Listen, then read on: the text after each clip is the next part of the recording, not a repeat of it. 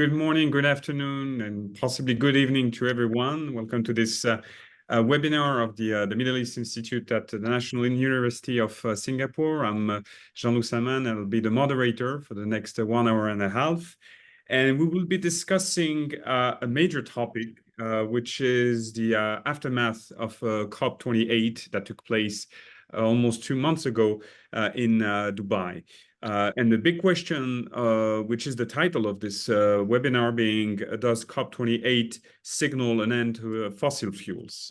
Which is a major question and which relates to a lot of the skepticism or the questions that surrounded initially the COP28 before the event itself.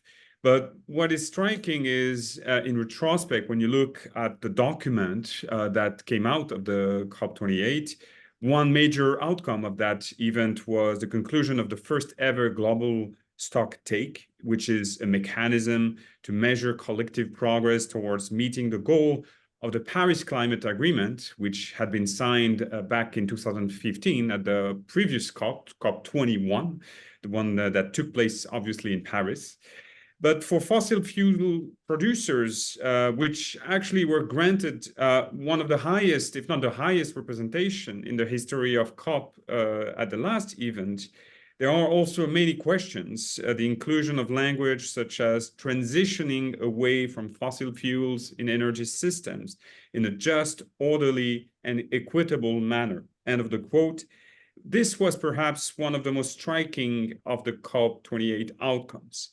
So we will be discussing those elements and a lot of other questions, such as the main outcomes of COP28, if it is on track to meet the overall goals of this process with regards to keeping the 1.5 degrees Celsius within reach. We'll also discuss the big question of, does that signal the end for fossil fuel industry, and also the geopolitical implications that come with those outcomes with regards to the Middle East, and in particular Gulf states, as well as Asia, with a look at China, Japan, also Southeast Asia. To discuss all of those questions, we have the pleasure of having 4 distinguished speakers with us this afternoon. We will start with opening remarks by Mr. Mohammed Al-Zarouni, who's the head of economic and political and media affairs sections here at the UAE Embassy in Singapore. Prior to joining the Ministry of Foreign Affairs and International Cooperation of the United Arab Emirates, Mr. Mohammed Al-Zarouni served in his capacity as senior data engineer under the previous Minister of Higher Education. He holds a bachelor degree in mechanical engineering from Cardiff University, as well as a Master of Science in Mechanical Engineering Management from the University of Southern California. And let me add also that he holds a Master's in International Law, International Relations and Diplomacy from the Sorbonne University in Abu Dhabi. Following remarks by Mr. Mohammed, we will then listen to Ms. Sharon Sia, who's a senior fellow and coordinator of the ASEAN Studies Center in Climate Change in the Southeast Asia program here on campus at the ISIS Yusof Ishak Institute of the National University of Singapore. Let me add that Ms. Sharon spent 15 years prior to her current position in the Ministry of Foreign Affairs of Singapore, as well as the National Environment Agency. Her research interests focus on ASEAN multilateralism, rule of law, as well as climate change. She graduated with a Master in Public and International Law from the University of Melbourne, and she's the co-editor of various publications, such in particular as 50 Years of ASEAN and Singapore, which was published in 2017. We will then also listen to Ms. Kate Dorian, who's a fellow of the Energy Institute and serves on their advisory committee in the United Kingdom. She's also a non-resident fellow at the Arab Gulf State Institute in Washington. And prior to that, she held various positions within entities such as the World Energy Council, the International Energy Agency, Reuters, and she's also, let me add, a contributing editor at MEES, which is specialized media on Middle Eastern economic affairs. Let me then introduce our last speaker, my colleague, Dr. Aisha Al-Sarihi, who's a research fellow here at the Middle East Institute of the National University of Singapore. She focuses on clean energy policy as well as climate economics, policy and governance, with a special focus on the Arab region. She holds a PhD from Imperial College London, as well as a master's degree and BA with distinction in environmental science from the Sultan Qaboos University. Prior to moving to Singapore, she held various positions as visiting scholars with the Arab Gulf States Institute in Washington, with the London School of Economics, and as well as the King Abdullah Petroleum Studies and Research Centers in Riyadh. Now, without further ado, I'll leave the floor to Mohammed Al-Zaruni for the first remarks. Mr. Mohammed, floor is yours. Thank you very much. Thank you, Dr. Jane. First of all, just looking at the speakers, I really wish that somebody from the UAE also participated, as the host of COP28, but unfortunately, we're not able to get a speaker at the time. I guess they're still very busy from COP28 or the follow-ups from COP28. Nonetheless, distinguished guests, ladies and gentlemen, joining us online, it is my pleasure to attend today's event as we delve into the impactful outcomes of COP28. Held in Dubai last December, COP28 served as a crucial platform for advancing our collective response to the existential challenge of climate change. COP28 commenced with a clear vision. Number one is to accelerate the energy transition through rapid emission reductions. Number two, transform climate finance through innovative solutions. Number three, prioritize nature and people in climate action. And number four would be to ensure an inclusive dialogue for transformative change. Each day, we witness dedicated discussions and collaborative efforts.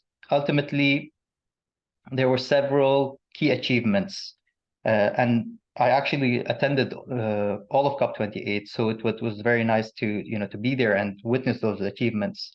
So for the Loss and Damage Fund, I think this was on day one.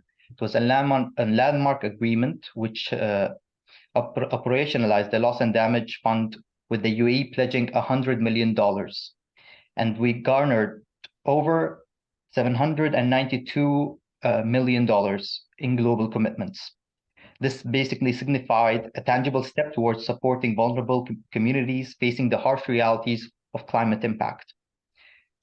We also saw, COP28 also saw one of the largest mobilization of climate finance to date. In total, pledges exceeding $85.1 billion solidified renewed global commitment to energy transition, adaptation initiatives, and the Green Climate Fund. These investments translate into concrete action on the ground, propelling progress towards our shared goals. We also, I think, Dr. Jin, you also mentioned this, which was the Global Stocktake. Now, this was basically, I think, Dr. Jin, you mentioned that the successful conclusion of the first ever Global Stocktake that urged accelerated efforts to keep 1.5 degrees Celsius within reach. Notably, the agreement on transitioning away from fossil fuels in a just, equitable, and orderly manner marked basically a shift in the climate conversation. Lastly, there was the expanding the climate dialogue, where COP28 witnessed a broadening of the global climate conversation, with initiatives such as 11 pledges to triple or even double our energy efficiency by 2030, the inclusion of food, peace, and health in climate discussions, and a record-breaking green zone which attracted over 500,000 visitors. This basically broadened engagement, fostering a more holistic and inclusive approach to climate action. Now, the transition away from fossil fuels understandably carries significant weight for both producers and consumers. In the UAE, we recognize the necessity of change and are actively diversifying our economies while ensuring a just and equitable transition that prioritizes energy security and affordability. Open dialogue and collaborative efforts with major partners like Southeast Asia are crucial in navigating this transformation. Now, while the challenges remain, the remarkable progress that was made in Dubai provides a springboard for collective action and accelerated implementation. Moving forward, we must translate commitments into concrete actions, foster international cooperation, and leverage innovative solutions. Now, I won't take much of your time anymore. I think I'm also very much interested in what Ms. Sharon, Ms. Kate, and Dr. Aisha would also be saying or will be discussing actually. So thank you very much, and wish that we have a fruitful session ahead. Thank you. Thank you very much, Mohammed, for this great overview on the outcomes themselves. Let me turn to Sharon for the next presentation. Organizing this event. Very good afternoon to our esteemed speakers. Mr. Al-Zaruni, thank you also for that overview. And really, it's a very timely event because, you know, we've had to take time to actually digest all of the outcomes and to analyze the implications, particularly for this region that we live in. Since the United Nations Framework Convention on Climate Change came into force in 1994, we've had many successive COPs and even concluded the Paris Agreement in that interim years. And as Mr. Al-Zaruni said, you know, the Paris Agreement was to bring us collectively nearer to our goal of limiting the global average temperatures to well below 2 degrees and to pursue efforts to limit that temperature increase to 1.5 degrees above pre-industrial levels. But unfortunately, we are not anywhere nearer to this collective goal than when we started. I think I don't have to repeat it to this well-informed audience, but we have had on the record the hottest year in 2023, and the preceding years before that were equally record-smashing. Not that this is anything to be proud of. And if you haven't felt the heat, then you must not be living on the same planet. You would also know that 4/5 of the total carbon budget has already been used up. So that means that we have actually a shorter runway to meet our collective goals. Now, if you look at the outcome of the first global stocktake, which, by the way, is quite an inventive mechanism under the Paris Agreement to really look at all of our targets and how much we've achieved. The current NDCs will actually only reduce emissions by 2% compared to 2019 and a mere 5% when including conditionality. And this means that our rebound from the COVID-19 pandemic and the attendant economic downturn has been very strong. So this is actually good for struggling economies, but really terrible for the climate. When we look at the implementation gap, the actual policies that implemented supposedly by 2020 would have resulted in higher emissions compared to those implied by the NDC. So this is really an irony. The global stocktake itself had no mention of fossil fuel phase-outs and instead only focused on tripling the renewable energy capacity, accelerating efforts towards a phase-down of unabated coal, with a focus on hard-to-abate sectors, and of course, a focus on bringing about an orderly, just, and equitable transition. Not that these are not important, but actually these are second order. The first order of the day must be to fully phase out the use of fossil fuels. The only bright spot out of the global stocktake was the agreement for all countries really to submit their next NDC updates with quote-unquote ambitious economy-wide emission reduction targets covering all GHG gases, sectors and categories at least 9 to 12 months before COP30 in 2025. Now, if every party abides by this agreement, it will at the very least put all of our NDCs on the same page and make it easier to compare targets, economy-wide targets and not sectoral, and compare our results across all countries. So apart from the global stocktake, another bright spot for this region is that there was a high-level spotlight on food and agriculture issues. As you know, this is our lifeline. And for the first time at COP, nearly 160 countries pledged to align and integrate food and agri sectors into climate change commitments. Now, this is very significant for Southeast Asia because the agricultural sector for 6 out of the 10 ASEAN countries is a major contributor to national emissions. But more needs to be done to engage the very fragmented sector that we're talking about. We're talking about millions of small-scale farmers across the world and across the region, playing their part and incentivizing them to use low-carbon techniques in farming. But as a result of this general lack of consensus on phasing out fossil fuels, we are seeing many pledges and announcements made around the COP by interested parties who want to see greater progress. That includes the Summit on Methane and Non-CO2 GHGs, the Coal Transition Accelerator, the Clean Energy Transition Partnership, that Global Pledge on Renewables and Energy Efficiency. Not all Southeast Asian countries are part of these different groups. So we are seeing also the proliferation of climate clubs that seek to drive ambition. And it really remains to be seen if any of these initiatives will bear fruit, or they will only remain as talk shop. Now, what does this mean for Southeast Asia? I think first, Southeast Asia is a price taker on climate ambition. Individual countries in the region, such as Singapore, may have their own ways and means to achieve climate ambition on your own steam.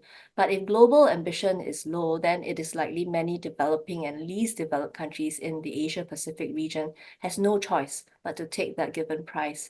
So apart from Malaysia, Singapore, and Brunei, the other 8 ASEAN countries, including Timor-Leste now, actually carry heavy levels of conditionality in their NDCs. And because of the low trust deficit in the promised climate finance by developed countries, developing Southeast Asia firstly still retains that sense of historical injustice at having to bear the cost of climate change and not actually being the contributor to it. But I think we're past that point of debate now. Even putting that aside and without the assurance of conditionality, majority of Southeast Asian countries would need transition finance assistance, including having to catalyze more private climate finance to help themselves. So the IEA's estimation is that some $2 trillion is needed annually by 2030 for the transition to net zero. Second, for Southeast Asia, a very tricky policy and economics related question is whether to move to a transition fuel or to go full steam ahead to renewable energy. In the 2023 Southeast Asia Climate Outlook Survey by My Institute that polls regional respondents across 10 ASEAN countries, 45% of the respondents view natural gas as a good temporary replacement for coal, but they still want their country to work towards harnessing RE. This is compared to 18% that say that natural gas is an ideal replacement, full stop. So we can perhaps take a leaf from our own transition from land-based internet to mobile internet using handheld personal devices, because the progression from 2G to 3G, then 4G, and now 5G was so quick. Each generation brought significant improvements in speed, capacity, efficiency. Thus, it helped many developing countries to bypass the need to build physical internet infrastructure using landlines. So cell towers and fiber optic was able to deliver internet services to otherwise unserved areas. And today, farmers in India, China, Indonesia can access internet services, including banking and others, easily as anyone with a landline connection. So the question really for this region is, should governments invest in costly energy infrastructures for a transition fuel such as LNG terminals, or move right on to install RE capacity, including solar, wind, and so on? And then the third and my last point is that the geopolitical undercurrents and political developments can undermine a transition. Events of the last few years, including the Russia-Ukraine war, leading to a disruption of shipping in the Black Sea and leading on to a knock-on effect on food security, the Israel-Hamas conflict that has precipitated actually the Houthi attacks. Again, another disruption or export control restrictions arising from a combination of major power rivalry, domestic bans, and so on can disrupt the transition towards clean energy. So one example that is increasingly being discussed is the security of supply of critical minerals in the production of clean energy technologies, such as solar panels, wind turbines, and batteries. So one reaction to this has been the establishment of different interest groups, such as the US's mineral security partnerships, as a way to friend-shore some of these resources, which is why at the sidelines of COP, the UN Secretary General's proposal to establish a panel on critical energy transition minerals to develop common and voluntary principles to guide extractive industries and manage some of these geopolitical risks should be welcomed and also supported. Now, this year, 2024, is a massive electoral year for several countries, including Indonesia, and we just saw the elections last week, India and the US. And all of these countries are actually significant actors in the global emissions reduction race. Now, the electoral results may bring some surprises for us, and not least that the possibility of a Trump 2.0 presidency, where we may again see the rollback of environmental and climate commitments remains quite real. So I think I will end here, and I'll be very happy to take questions later. Thank you very much. And I'm sure we'll have the opportunity to come back to the question of a scenario of a Trump presidency and possibly what it means for the future of climate change. Let me turn to Kate for the next presentation. Floor is yours. Okay, thank you. I'm very honored to be among this distinguished panel, and I am in Dubai, so even though I don't represent the UAE, I lived here for so long that I feel as if I'm part of the fabric. So I'm going to give you a number first, and I heard this before COP from Dr. Sultan Jaber when he said, because the theme of our talk is at the beginning of the end of the fossil fuels. He mentioned a number saying today, the world economy runs on the equivalent of 250 million barrels of oil, gas, and coal. I mean, that's quite a big number. So if you look at the IEA and projecting that all fossil fuels are going to peak and then go into sort of plateau or decline by 2030, it's quite a big number to replace when you consider the small percentage of renewables. I mean, if you add hydropower, renewables of all kinds, and nuclear, you're still not going to get to 20%. So I think it's difficult to say it's beginning of the end. Maybe it's the beginning of the decline. If you look at, for example, the text of the COP28, which I think is very rightly being described as a big success in that it mentions fossil fuels for the first time, but it lumps them all together. And there is one interesting line in there which says it recognizes that transitional fuels can play a role in facilitating the energy transition while ensuring energy security, which interpreted means likely natural gas. So if you look at the Middle East region, which I look at very closely, this is where there's going to be a lot of additional gas capacity. Now, if you look at the latest Shell LNG outlook, last year, trade in LNG rose from 397 million tons to 404 million tons last year. And they forecast demand will actually rise by 50% by 2040 due to coal to gas switching, mainly in Asia. But at the same time, we have about 500 gigawatts of new coal capacity waiting to come online, of which I think about 360 is in China. Now, listening yesterday to Dr. Jaber, John Kerry at the IEA, because they held this sort of post-COP28 event, they were actually, Dr. Kerry was saying that he thinks, Mr. Kerry, that he thinks that China will reach, because of the rise in renewables capacity in China, that they will actually reach their targets by 2060, before 2060, by 2045 or 2050, because there will be more, some of these coal plants will not actually come about and they'll be replaced by gas and renewables.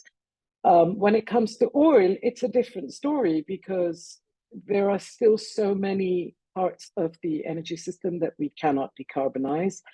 If you look, for example, at all these alternative energy, we're talking hydrogen, we're talking blue ammonia, Saudi Arabia, for example, which had been banking on blue ammonia due to the growth in its, when Jafurah comes online, it can't find off-takers because there is still not a global market.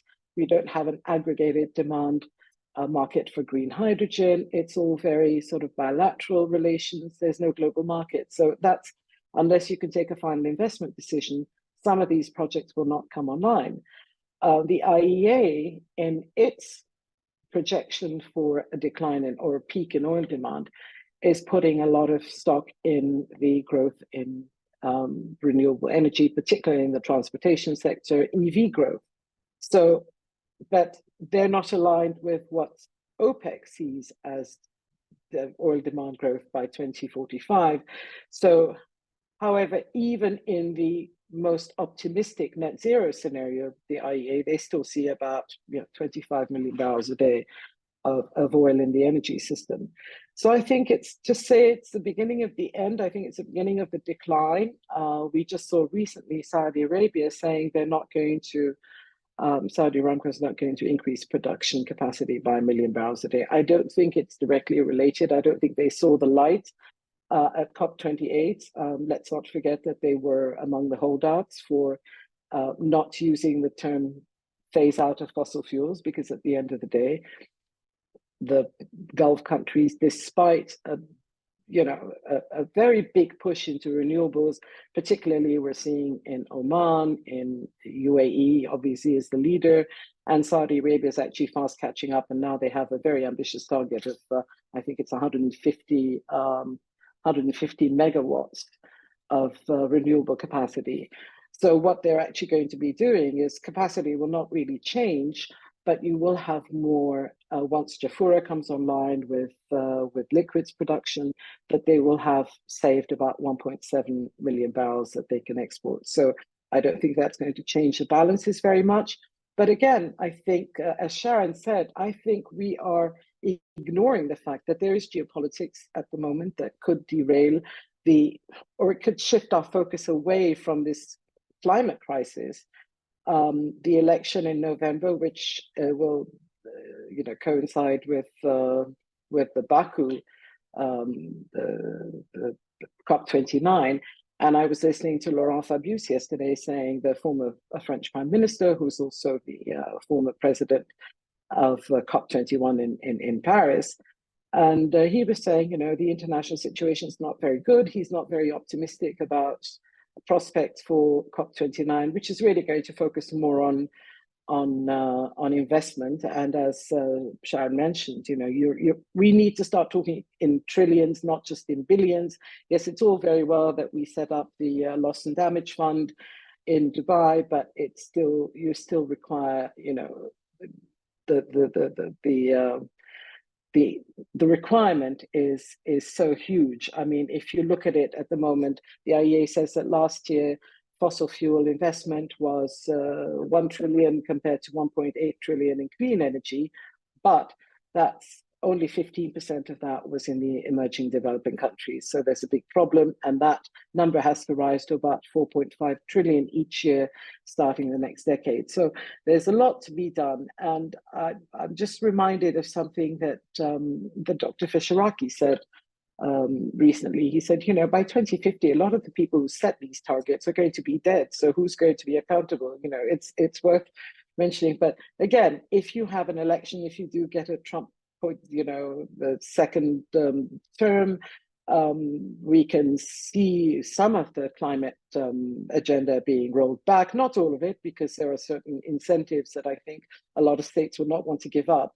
But we've also seen the rise. If you look at Europe, we're seeing a rise in sort of a very populist movement, right wing. So, and that's sort of not very good for the climate. But I think all in all, we're heading in the right direction. And I don't think that, this new trend of moving away from fossil fuels, I don't think is going to disappear, because even if you look at the UAE's NDC, they do recognize that there is a high risk, and particularly in this region, which is a very, very high risk from the impacts of global warming.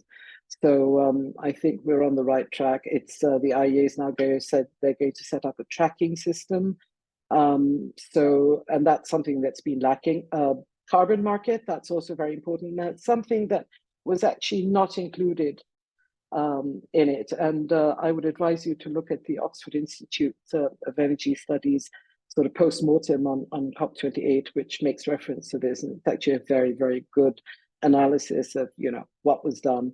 But the general consensus is that we really do have to make a move, because there is no faking it anymore, as quoting John Kerry again. Thank you very much, Kate. And let me turn to my colleague Aisha for the final remarks before we move to the Q&A session. Well, thank you very much, Jean-Luc. Good afternoon from Singapore. It is a pleasure to be with this distinguished panel. It's hard to come with comments after Sharon and Kate, who mentioned a lot of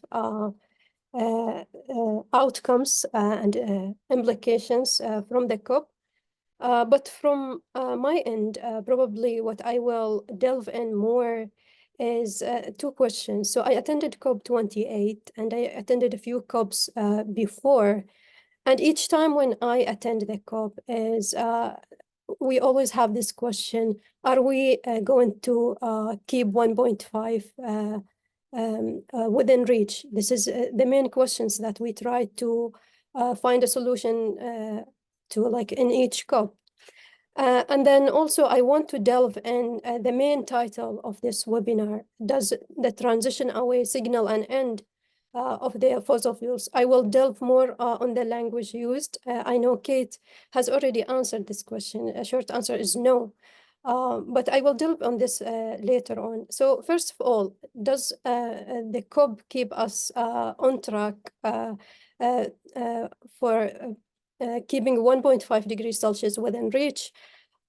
So ahead of COP28, there are many scientific reports that have been released to measure whether we are on track of keeping 1.5 degrees Celsius within reach.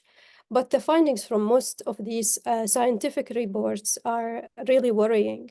And the most maybe significant report is the UNFCCC synthesis report on the technical dialogue of the first Global Stocktake, which really informed the decision of the COP28. And the report clearly highlighted that the current national climate pledges will actually lead to the rise in the temperature by 2.4 to 2.6 degrees Celsius by the end of the century. And this is way beyond our target of keeping the rise in the temperature well below 2 degrees Celsius. And also, as Sharon mentioned, the report highlighted that the implementation of current climate pledges would reduce the emissions on average by 2% compared to the levels in 2019 by 2030. So to keep 1.5 within reach, we actually need a rapid and deep reduction in greenhouse gas emissions in the decades after the peaking, and that should be around 43% decline in emissions by 2030, and then a 60% decline by 2035. So we are way behind. And also, if we look at the current scale of investments in clean energy, as well as the installed capacity, there is a huge gap. First, like in terms of the investment, today our investments account for around $700 billion globally. But if we want to keep 1.5 within reach, we need to double that amount of investment by 2030, and then actually not only triple, but to increase it 4 times by 2050. And that goes also for renewable energy. The current share of renewable energy in total energy mix is around 30%. And to keep 1.5 degrees Celsius within reach, we need to increase that to 60% by 2030, which is like only 6 years from now. And then we need to increase it to 90% by 2050. This is also true for other clean energy investments like the hydrogen, the energy efficiency, the carbon capture and storage, and so on and so forth. What I want to say that the good news that came out of COP28 is the decision or the communique from the COP has included this language from the science, the language on keeping 1.5 degrees Celsius within reach, and also the language on the reducing the amount of greenhouse gas emissions that be reduced. And this is kind of indicated of a collective agreement that this is a global concern and that everyone is concerned about the consequences of the climate change. However, what remains concerning moving forward is actually translating those words in the documents and, translating the pledges into real commitments and action on the ground. This is, the concern that we have after each COP. The COP finish, and then what is next? And secondly, let me delve more on the language on the transition away from the fossil fuels. So does it signal an end of the fossil fuels? The short answer is no. And if we look at the language, first of all, I want to say, well, the inclusion of transition away from the fossil fuel is historic. It is the first time that the COP communique mention it. However, this is not revolutionary. As Kate mentioned, there will be a decline, but not an end of the fossil fuel. And the language itself is in many ways actually reinforce a business as usual for the fossil fuels. And why is that? Because it has too many, loopholes out there. Let me point out to a few, things. First, the decision does not provide an explicit definition on what transition away from the fossil fuel entails, and it does not stipulate a timeline for when this transition should happen, and it keeps it, open to different interpretations. And secondly, the document makes the reference to the use of abatement removal technologies such as the carbon capture, utilization, and storage. This kind of technology, although it's promising, it has received a lot of pushback from previous COPs and a lot of criticism. And that is because, if we look at the current scale of this technology today, the technology is still in its infancy, and mainly, or the commercial use of it is for enhanced oil recovery. And this, for some criticism, says that it is actually an excuse to continue with the fossil fuels. And third, also on the wording on transition fuels. Now, Kate, for example, mentioned it can be natural gas, but there is no explicit definition again for what transition fuels are. It can be natural gas, it can be maybe green hydrogen, blue hydrogen, maybe nuclear. So it's still open to different interpretations. And fourth, the report does not include any hard obligation for the countries to commit, to transition away, which we don't exactly know what it is, but it calls on parties to contribute to transition. And this is kind of a weak language because it invites parties to transition away, but it does not stipulate an actual demand to take an action. Last but not least, also, there is so countries in 2025 in the COP30 will submit a new nationally determined contributions with updated ambitions on climate mitigation and adaptation. But also the current communique does not have enough guidance on how can countries reflect the transition away in their new NDCs in 2025. So I'd leave it there, but I want also to say probably this is not you know, a revolutionary, but moving forward, I think the COP28 set the path for more you know, stringent language on transitioning away from the fossil fuels, and I think countries will need to be ready for that kind of you know, stimulation. Thank you very much, Aisha. I think it's a perfect way to conclude the interventions with this word of, if I can say, a cautious optimism on the road ahead. So let me just inform our participants with regards to the Q&A session. If you'd like to ask a question to our speakers, please use the chat box and send a message to MEI event, who will then send me the questions. And while the people can get ready for questions, I'll ask one first. And we covered here a lot of the different dimensions that come into play when it comes to the COP. The long-term issues, the difficulties of reforms, of implementations. There's also the short-term politics that get into the equation. And I wanted to ask the panel, and you've been attending those events for many years. This COP was in many ways quite unusual, but in particular because of the war in Gaza.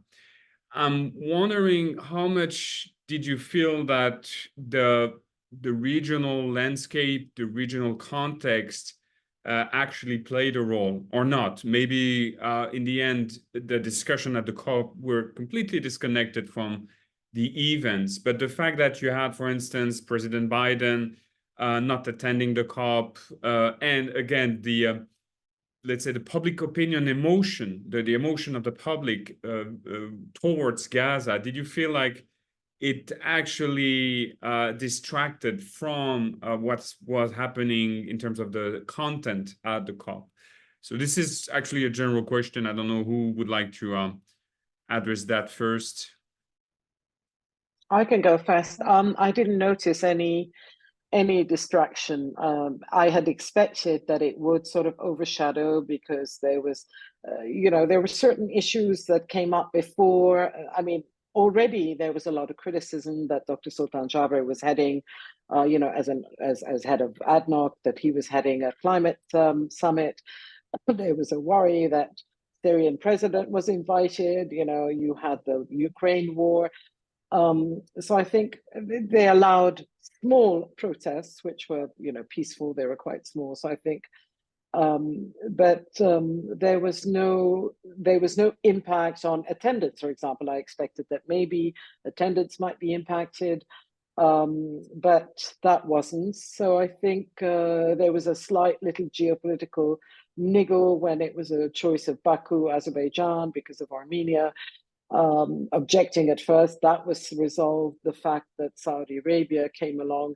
And yeah, as Aisha said, it was more in the language, but there was no indication that the geopolitical situation had impacted the proceedings, the outcome. So I think it was probably a good idea that people were allowed to protest, but it was really, really very, very small and very, you know, very ineffective. So, but the voices were heard, but that was it. Thank you, Kate. I don't know if anyone else would like to add. I didn't attend the COP, and actually I've given up on attending COPs because they tend to be, you know, a lot of talk. I just focus my attention on how countries in the region are implementing their commitments. But as an observer from afar, I think that the events over the last few years, and then culminating in the Israeli-Gaza conflict, is really a symptom of the world, you know, moving towards being very polarized and moving towards being very insular, and that limits the space for multilateral cooperation. And that's something that events like the COP, meetings like the COP needs. where you need to come together and cede a little bit of that, your sovereignty, to achieve something for the global good. And we're starting to see it from 2018, actually, when US and China started with their tensions and increasingly the kind of rivalry. That wasn't good for the rest of us because they are the leaders and we are the price takers. So if they're not talking and then not moving ahead with, increasing their own ambition, and it doesn't set a good example for the rest of us.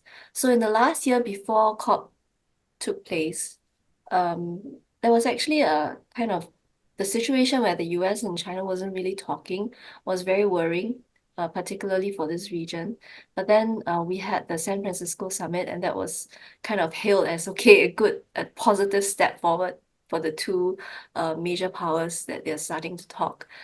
I guess it will go through such swings in that relationship, and admittedly, it is the most important bilateral relationship in the world. Sets the tone for the rest of us. So hopefully, with Xie Zhenhua now stepping down from his role, it was just announced, I think, last month, due to health reasons, he's stepping down. I think the two men had a very good working relationship over the years, but I hope that his successor will carry on with this healthy working relationship with John Kerry, with the US side. I think that's important because that relationship actually carried us through from the 2018 years up to now. They've managed to somewhat kind of ring fence that working relationship and continue talking to each other. And that's led to, some outcomes, including their pledge to work on methane and to do more with each other. Thank you very much, Sharon. I don't know, Aisha, if you'd like to add anything on this. Just a brief note. I think so. I attended the COP, and then in the first week there wasn't any kind of mention of Gaza or. But in the second week, there were some mild protests mentioning of the Gaza. But what I want to mention, like COP28 for the first time actually included an agenda on peace. So this is the first time. So I think this is a good step because we shouldn't look at the climate issue as a separate from the security and the geopolitical matter. So probably this is a good step moving forward. Yeah, but I think and when it comes to the implementation, sometimes when we have a security challenge, of course, we put the security challenge top on the agenda. And then the other issues like the climate change issues. But during COP itself, I didn't see any distraction on the procedures of the COP. And that actually, sometimes it doesn't really matter when the president is not present. What matters is the delegation who represents the country, and then the negotiations that happens between the countries to come with the final conclusion of the COP. So in that case, we didn't see any distraction. Thank you very much. This was for the political dimension of the COP. I have a few questions from our participants regarding the technical or technological prospects. Let me start with one question from Georgi Bustin, a former visiting professor and a good friend of the Middle East Institute. And his question relates to the energy mix. He asked, what part of the energy mix will nuclear power constitute in the best of scenarios? And can the new fusion nuclear technology currently developed in Europe and Japan bring a breakthrough? So again, I think it's a question for everyone on the panel. I don't know who would like to volunteer to answer it. Okay, we're not, sorry. I was going to say we're not going to reach our targets if we don't include nuclear. And there's been a lot of talk about, small modular units, but they haven't really taken off yet. I think they're still, Fukushima changed the whole dynamic and people's thinking about nuclear. So I think what we're going to be seeing is likely not that much new investment in greenfield, in large nuclear power reactors. They're very expensive. They're not going to be online in time for us to meet these targets. I mean, I know the IEA has talked about, yes, we need more nuclear, but if you look at, small modular units, yes, they're cheaper, they're easier to move around. You can place them. I think there's one in Russia, but it's not really showing signs of going. We're seeing, I suppose, in the UAE, we have nuclear. Iran is apparently considering building, yes, another nuclear power station. Probably Saudi Arabia next. You've got a nuclear power station being built in Egypt. So I think it's happening in the Middle East, not on a large scale, but the rest of the world, I think, it's going to be very difficult because of the not in my backyard kind of attitude. So I think that the prospects for nuclear power is difficult. And let's not forget that we have very limited supplies of uranium from certain countries, Russia being one of them, and former Soviet. So I think it's rather a difficult one to see growing exponentially. There will be a bit more capacity, but not enough. And I just wanted to mention on the 1.5, we are already at nearly 1.5. We've actually breached 1.5. It may not be permanent, but it's actually quite an important number to sort of think about as we talk about the need to keep it alive. Well, it's sort of we're there already. Aisha, I think you wanted to respond as well. Yes, on the nuclear, actually, like COP28 came up with a pledge on tripling down the nuclear energy, I think by 2050. So nuclear is already seen as part of the energy mix. But for me, I'm not really specialized in the nuclear, but a main concern for me is the safety that comes with it. Fukushima and other,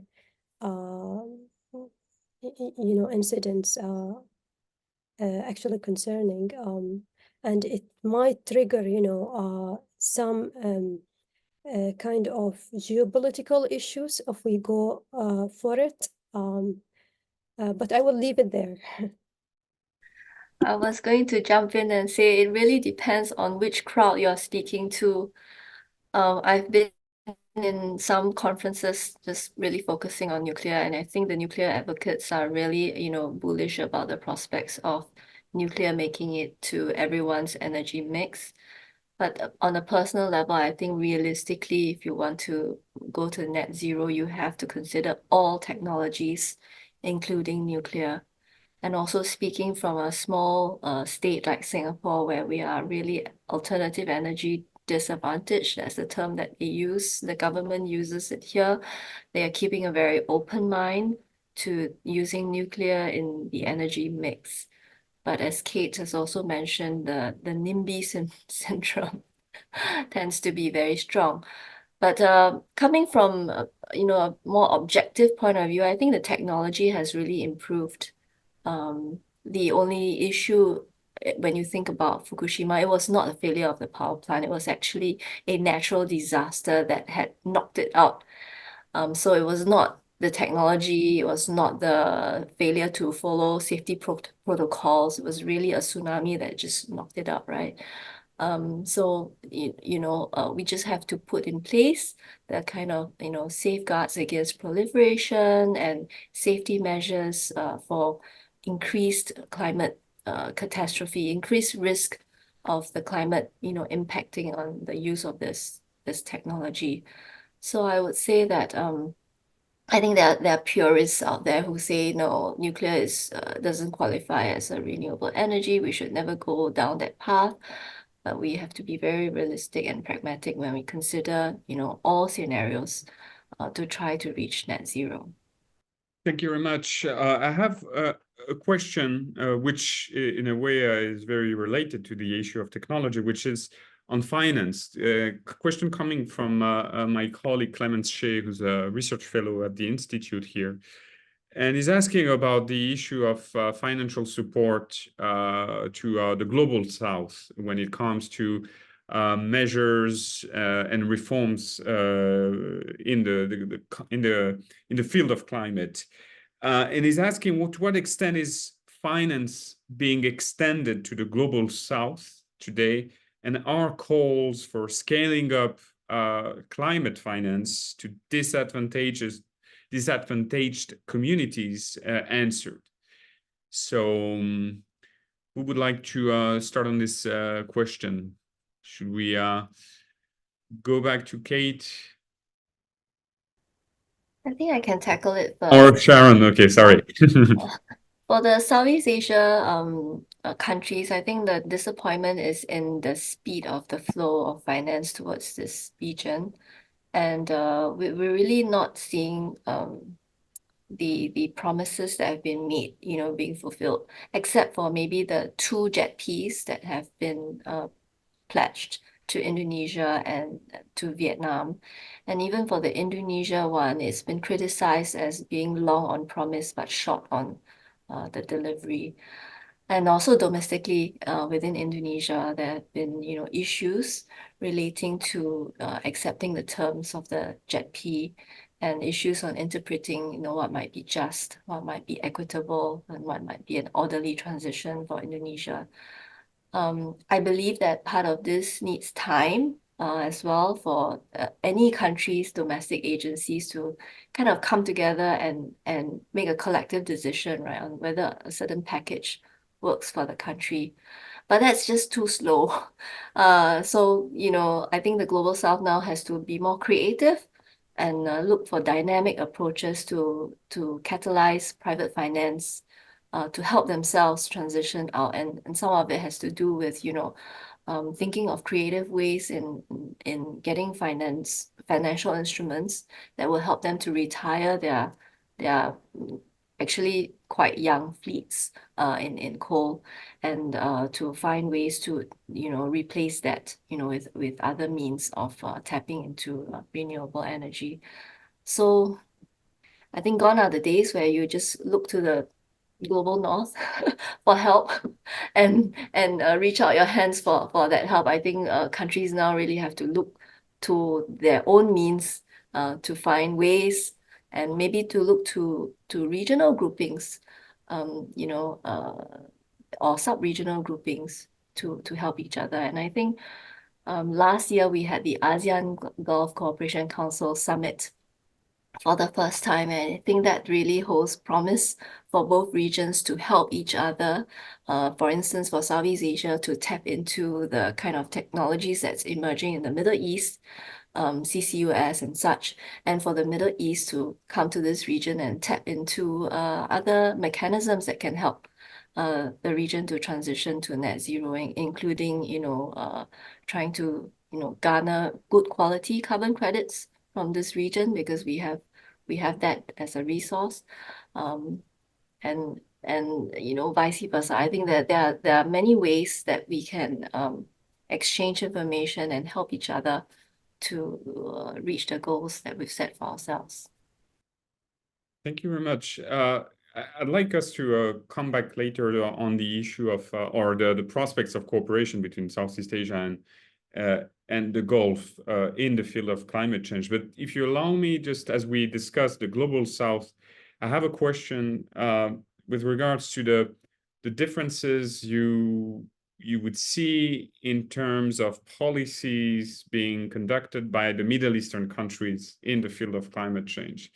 Because the fact that COP was organized in UAE, a lot of the focus was on the UAE. But a lot of other Arab countries face tremendous challenges when it comes to economic reforms and so on. So I'm curious how you see the differences, maybe the imbalance between the various actors, various countries in the Middle East when it comes to climate change. This may be a question maybe for Kate and Aisha in particular. Okay. Yeah, I can go first. Can I go back to the previous question? And again, when you talk about Africa, as the Global South, I suppose, it's home to about 30% of the critical minerals that we need for the transition, right? But they only receive 2% of clean energy investment. So that's the gap that needs to be filled. And, you know, not just that, I mean, it doesn't take that much to help Africa develop, for example, clean cooking. We're talking billions, not trillions per year. But to go back to the Middle East, I think, yes, we're not on the same track. There is no sort of an integrated GCC policy when it comes to renewables, which is a pity. You don't have an integrated gas system, which would really help. But at the same time, you have a lot of advances being made, not just in the UAE, because we're seeing on water management, for example, which is really, really important, I think, and it's really being affected by climate change because of increased salinity of water, rising sea levels, etc. So we're seeing a switch to reverse osmosis. We're seeing more renewables planned for use in desalination, which is, you know, a very, very growing sector.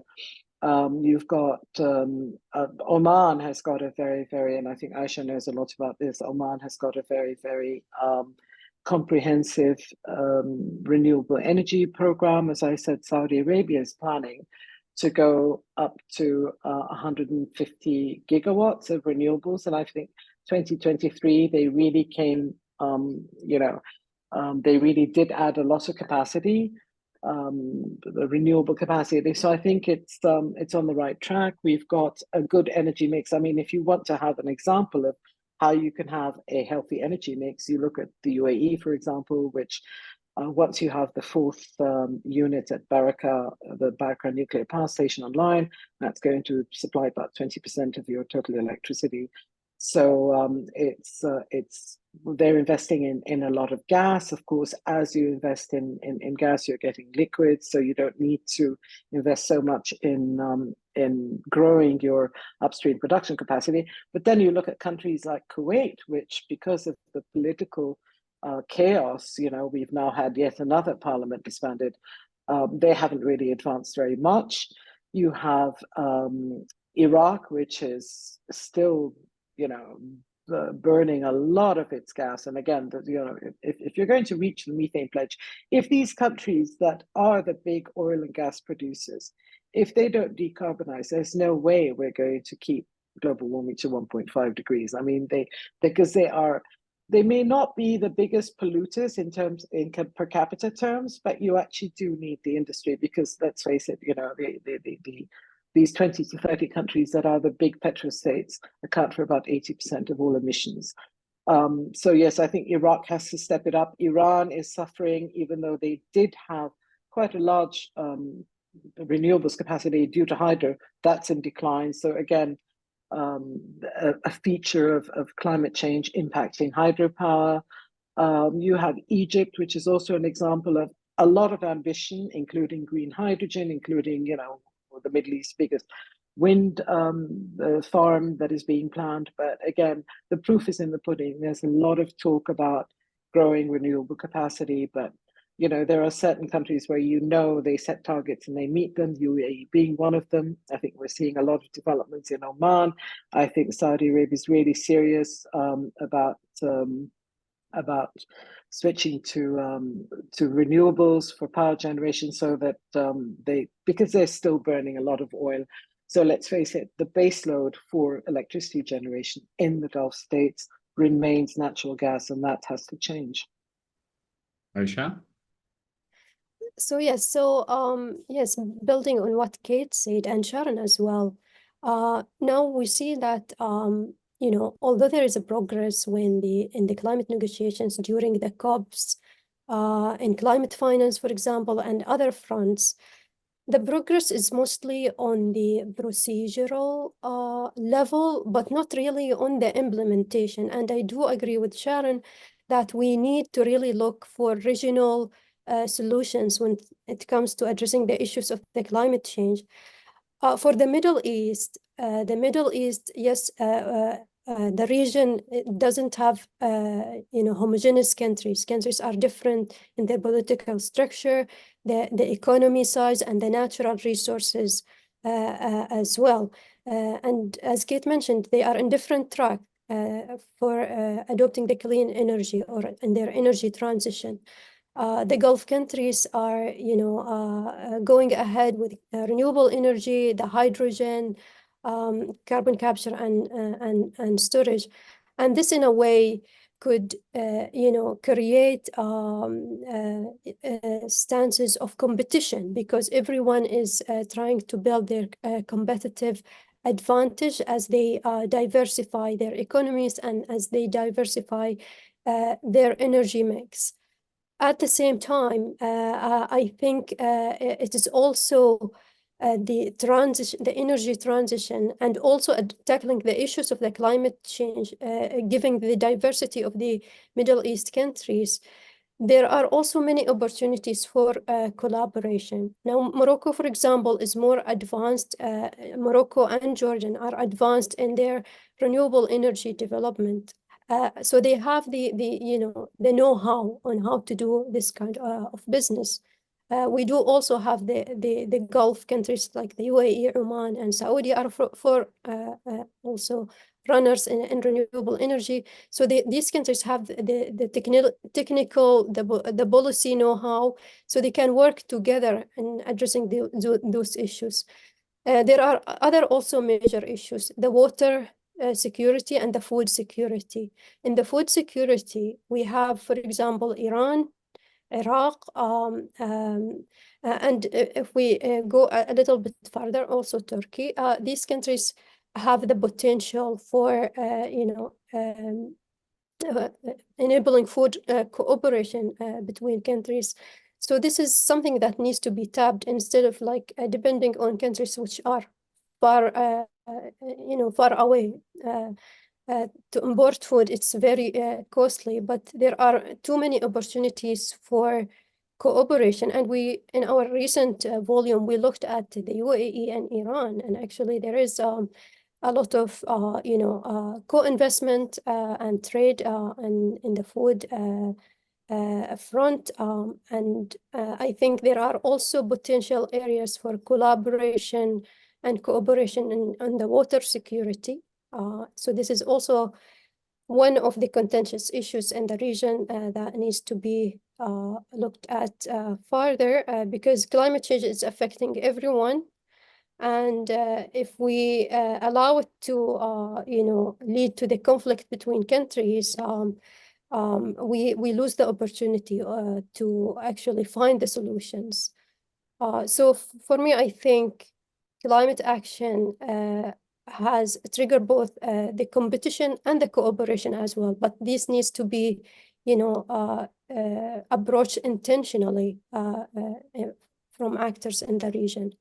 And if we speak about renewable energy, for example, if we speak about within the Gulf itself, Gulf countries, some of them have high potential of solar and wind, other has lower potential. And this creates a chance, for the trade of the renewable energy between countries. So the country with high potential, high production can actually, export the energy to its neighboring country. But there is the issue that the Gulf countries are in the same time zone, so their production can happen at the same time. So maybe there's no need for trade. So they need to think maybe collectively to export it to other countries which are in a different time zone, like, Central Asia, Europe, and also the neighboring Africa. Well, thank you very much for both of you for this great overview of the challenges that those countries face. I have two questions now from the audience, which are for Sharon. So I'll mention both. First question comes from Dr. Asif Shuja, who's another of former colleague and a good friend of the Institute. He mentions, or he comes back to your point on the relevance of critical minerals in energy transition, and the fact that you highlighted the current restrictions on this sector. So the question is, could you please suggest ways to mitigate the export-import restrictions on critical minerals? That's the first question. If you allow me to add the second question from Clemens Shea, and that's a question specifically on the Singaporean context. Coming back to the Future Energy Fund, which was recently announced during the speech of Deputy Prime Minister Lawrence Wong, which signals how Singapore prioritizes energy transition. Considering how natural gas contributes to more than 90% of Singapore's energy mix, how optimistic should we be about a reduced reliance on natural gas in the future? And does Singapore have renewable energy capabilities apart from its imports? So those are questions for Sharon. Thank you in advance for answering them. Thank you very much for the questions. I'll take the first one on critical minerals. I think what we're seeing actually on a global scale is a kind of discourse that is talking about the competition over critical minerals between two very major players, and that conversation kind of started with the production of semiconductors, and semiconductors also use critical minerals in its production, but that discourse kind of spilled over into general minerals space. And what makes a mineral critical is how it depends on how you determine it. You know, for our research in climate change, we determine that a mineral is critical if it's needed in the production of clean energy technologies. So what's happened is that there's this very unhealthy discourse right now, particularly from certain countries that want to nearshore or friendshore some of these resources, and also from countries that want to protect those resources. So you see a rise in resource nationalism, including in this region. So for instance, Indonesia has imposed at various stages different bans on different minerals, nickel, on copper, because they want to move into a downstreaming, they have a downstreaming strategy for Indonesia, and which is to, you know, kind of to grow their own industries and move on to more value add products rather than just exporting the raw critical minerals. So what can we do to mitigate some of this? I think it is to really advocate for a more regional or sub-regional approach to enhance the resilience of the critical mineral supply chains. And one of the ways is for instance, for ASEAN countries to come together and to take on a more open trade stance rather than to hide behind protectionist measures, and to leverage on each other's strengths to make sure that that the supply chain is reliable, transparent, and uninterrupted. That's the most important part, is that it's uninterrupted. And the second is to basically look into new technologies, because today's critical mineral may one day be overtaken when new technology or new science comes about. For instance, there's been some science coming about where they say, sodium can replace lithium, right? So if you invest a great deal into a particular sector, the next, in 10 or 20 years later, you might find that, that mineral is no longer critical because some scientific breakthrough has happened to replace that mineral. The third one is to really invest into principles of circular economy, because ultimately, right, critical minerals depend on very heavily extractive philosophy. And this heavily extractive philosophy for national development of countries ultimately will not benefit its people. And also, we know that you want a clean energy transition, someone's got to pay the price. The dirty work has to be done someplace, and we don't want it to be done only in the global south, where the countries and the communities pay the price in terms of their health, in terms of the environment. So if you adopt circular economy principles whereby you look to reuse some of the critical minerals in discarded products or in items, you will ultimately save yourselves from going down this complete 100% extractive philosophy, which will only damage your own environment and people. So I think a lot more work has to be done actually to look into the enhancing the resilience of supply chains, but also embracing circular economy principles into the supply chain. The second question on Singapore's context. Yes, LNG constitutes more than 90%, and as you know, Singapore has been on this race to also adopt solar, to harness solar energy. But the research shows that even if you were to paper all of Singapore over with solar panels, we cannot reach our desired level of RE. So there are now different approaches, including an interest in harnessing geothermal in the northern part of Singapore, but that involves, drilling very deep down into the Earth's core to try to reach that source of energy. The second one, which is a little bit more realistic, is actually importing green electricity, and that has started last in June 2022 with the import of hydropower electricity from Laos. So we have the Lao, Thai, Malaysia, Singapore power integration project, and it has worked quite successfully because primarily, one, there was a high level of political trust amongst the countries. Two, something changed in which Singapore found it imperative to join the grouping. It started as an LTM project, Lao, Thai, Malaysia, and then later on Singapore joined as LTMS. And because, of course, the climate imperative, right, necessitated that Singapore look for other sources of energy. And the success of the LTMS has now driven another grouping to also do their own project, their own power integration pipeline. And that is the BIMP-PIP, Brunei, Indonesia, Malaysia, and the Philippines. When I say Malaysia, it's actually Eastern Malaysia. So Sabah, Sarawak, Kalimantan, and the Philippines have now decided to kind of copy the success of the LTMS-PIP and to borrow some of the best practices from that to their own sub-region. So what's happening is we are seeing a lot of interest in the region to do more of the cross-border power trade.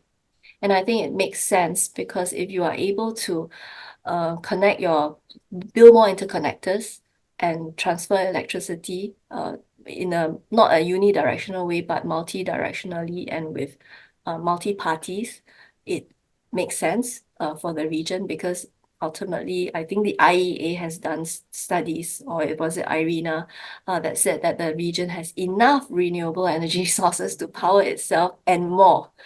The problem is how do you harness it and how do you share the resources equitably to the underserved areas in the region. So that's the other. And of course, I mentioned earlier that Singapore is very open to new technologies.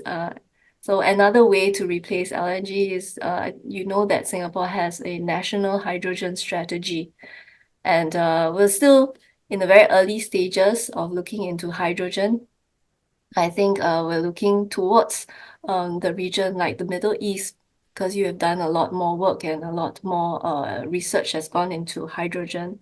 And I think Singapore's looking to the UAE, for instance, as an example, and to learn from. And hydrogen, if possible, could become a replacement for LNG once we can overcome, safety issues, transportation issues, and so on. So I think those are some of the ways that Singapore has demonstrated. Actually, it's a very serious intention to transition. And I think you would have read that we are also starting to impose a tax on travelers for sustainable aviation fuel. That's the extent that Singapore government is really so serious about it. They're putting their money where the mouth is and really just putting it out there. So what can we hope for? I think we can hope for leaps and bounds and breakthroughs in technology. I think that will really help Singapore to reach its net zero gains. And that means investing in research and innovation and encouraging, other stakeholders to join us in that effort to reach net zero. Yeah. I hope that answers the question. Yes, thank you very much, Sharon. And actually, it's a perfect transition, as you mentioned, the Singapore UAE cooperation. Perfect transition to the last part of our discussion as we reach the conclusion. And the last question I'd like the four of you to cover is the similar challenges that you see in both the Gulf and Southeast Asia, and the ways, the areas of cooperation that we can identify between both regions, as mentioned before, possibly cooperation at the level of the GCC and ASEAN, but probably other projects, initiatives that you may mention. So I'm curious how you see both regions, so the Gulf and Southeast Asia, facing the challenge of climate change and possibly work together to address it. So I think we can do a roundtable with the final remarks on this question. I'll start this time with Aisha. I don't know if Mohammed can join us as well, but Aisha, please, floor is yours. Well, thank you very much, Janlo. So yes, the Middle East and Southeast Asia, they are in different parts of the world. In a way, they face some common challenges, and these include in the regional water security. Food security is a big issue for the Middle East, but probably is not that big in Southeast Asia, but it's an issue that is emerging because of the climate change. Some countries face floods, some countries face drought, and that is impacting the agriculture in the Southeast Asia. But it's not as major as of an issue as in the Gulf. And both the Middle East and if we speak about the Gulf and the Southeast Asia, we are in different tracks on our energy transitions. But I think there are many areas where the two regions can learn from one another and also can co-invest within one another. Renewable energy is already an area that both region has looked at already. We do have in Southeast Asia investments from the UAE in Malaysia and in Indonesia. In solar energy. And also there is an interest from Saudi Arabia and from the UAE in, mangrove protection in Southeast Asia. I think where both regions also can cooperate on is Southeast Asia is rich in, forest and the biodiversity. So there's an opportunity for collaboration in terms of the carbon markets. So that is one area where the two regions, and also the Gulf, they are more advantaged when it comes to the finance. Sharon mentioned maybe finance in Southeast Asia is one of the major issues that face the countries. So opportunities of co-investments, do exist between the countries in hydrogen and renewable energy, biodiversity protection. And also, if we looked at the transition and the energy transition in both regions, I think the way it would happen, because the Gulf countries are rich in the oil and gas, I think the transition will involve, natural gas in the next stage, and also blue and green hydrogen much more as a next step. Southeast Asia is actually still depending on natural gas and on coal import. And also it does foresee that the hydrogen and the natural gas will be the next stage for its transition. So this is also another area where both regions can, work on together, and that can be on the technical know-how maybe at the early stage, and the research and the development at an early stage. And once the technology picks up, you know, trade, of course, and co-investment will be the next step. Thank you very much, Aisha. Let me turn to Mohammed. What would be, in your view, seen from the UAE embassy in Singapore, the areas of cooperation between the Gulf and Southeast Asia to address the challenges of climate change? Yeah, thank you, Dr. Jin. I think, first of all, you know, our guests or speakers here, they would be more, they would have more of an idea about Southeast Asia in general. I'd say they're focused on research, whereas myself, I'm more about facilitating cooperation between the UAE and Singapore. So let me talk about the UAE and Singapore in a sense, rather than Southeast Asia, since I'm here in the embassy. So throughout my, I've been here for around a year and a half now, and I can tell you that there's multiple areas of cooperation or interest in cooperation between both the UAE and Singapore. We have multiple delegations coming in from the UAE on a weekly basis. Right now we have around maybe I think 2 delegations this week who just came in, for basically going to meetings, connecting with their Singaporean counterparts. And I think what just to top up on what Aisha mentioned, she actually captured it very well. Food security, water security, that's a big area of cooperation that we have or that is ongoing between the two countries, in addition to renewable energy. So she mentioned that there was some investments by the UAE in Southeast Asia. Yes, there are in Malaysia and Indonesia, and they're looking to expand. We have I think it's a $10 billion fund that was launched back in 2020, if I'm correct, in Indonesia. And a lot of this investments, it goes into renewable energy, actually. So that was actually, and that's managed by ADQ, one of our sovereign wealth funds. So I saw throughout this past year, there's a lot of engagement from even our sovereign wealth funds for investments into, renewable, sustainable energy within Southeast Asia, through Singapore as well. Here in Singapore, we have over 14 UAE national companies, who have offices here. Masdar is one of them, which is, leading renewable energy company, and they have big plans for the region itself, not only in Singapore, but, Indonesia, Masdar, Malaysia, etc. So, just going forward, and additionally, we also have multiple platforms between both countries, the UAE and Singapore, whether it's, the joint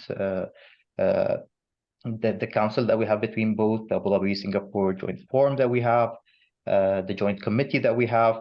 We have multiple high-level visits. The last visit was by the Prime Minister of Singapore back in October into the UAE, and multiple agreements were signed. One of them, I think, was also a green economy framework, if I'm correct. So there is a lot of cooperation happening between both countries, and this is not only through Singapore, but I'm sure even if you look deeper into the other countries in Southeast Asia, you'll see that there are multiple areas of cooperation happening as we speak. I think I'd like to hear from the rest of the panels on their views as well. But Aisha, I think she actually captured a lot of it very well, the areas that we are seeking to cooperate with Southeast Asia in general. Yeah, thank you. Thank you very much for this insights. Let me turn to Kate as well. Okay, we're running out of time, so I'll keep it really short. I think one of the interesting things we've seen is the developing relationship between China and the GCC countries.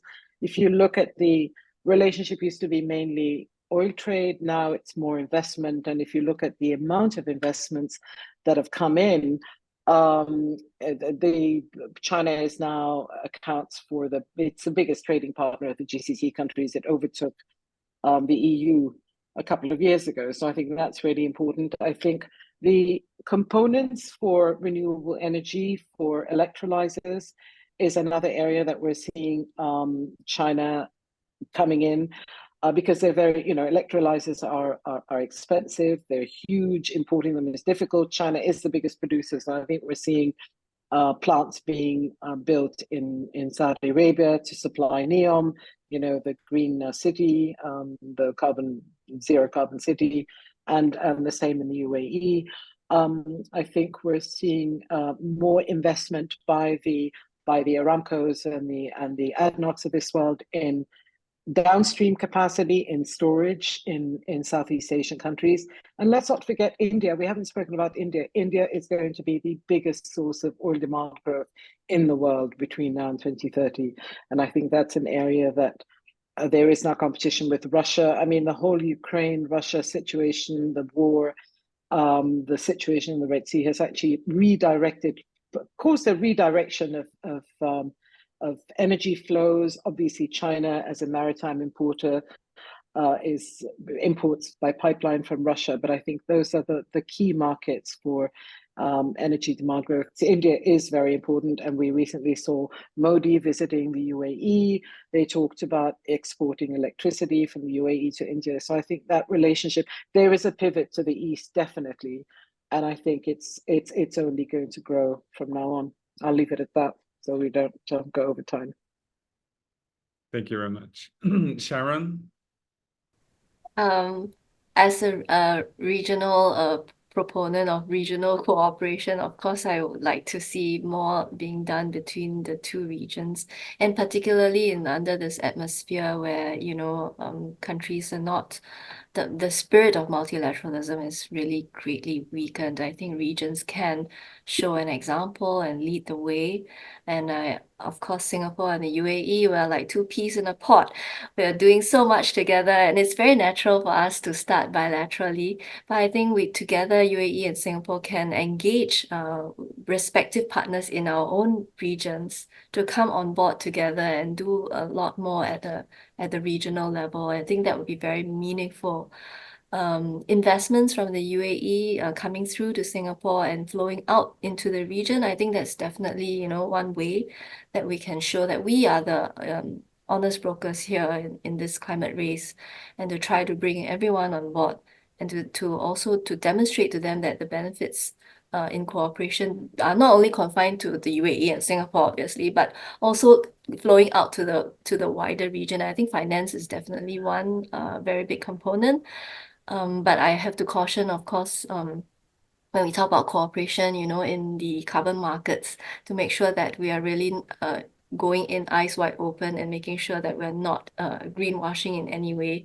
And of course, at the very high level, right, at the macro level, it does make sense to encourage our neighbors who have many of these green resources, mangroves, forests, jungles, to maintain them, to keep them, rather than to, you know, move into different land use changes. And then the Middle East can provide a strong incentive for the countries to do that. And likewise, for this region, you know, we are short on energy security, and we'll still be looking towards the Middle East to help us to supply that. So there are many areas. I think we will probably need another webinar to talk about what more we can do together. But these are the green shoots, I would say. Starting from last year's ASEAN GCC summit, Aisha and I wrote a piece together, and I think we can really, you know, expand on some of those ideas. And I think I'll just stop there because we are already over time. Yeah. Thank you very much, Sharon, and thank you to the four of you. And there is definitely a lot to discuss for future events and publications as well. Be it on the Gulf and Southeast Asia cooperation, or more generally on the challenges, the measures for the future of mitigating climate change. I'll stop here. Let me thank as well our participants for staying with us with this webinar. The next event of the Middle East Institute will be next Monday, 26th of February. We'll have a book talk with Cinzia Bianco from the European Council on Foreign Relations for her last book on the Gulf monarchies after the Arab Spring. This will be on Monday, 26th at 4 p.m. Singapore time.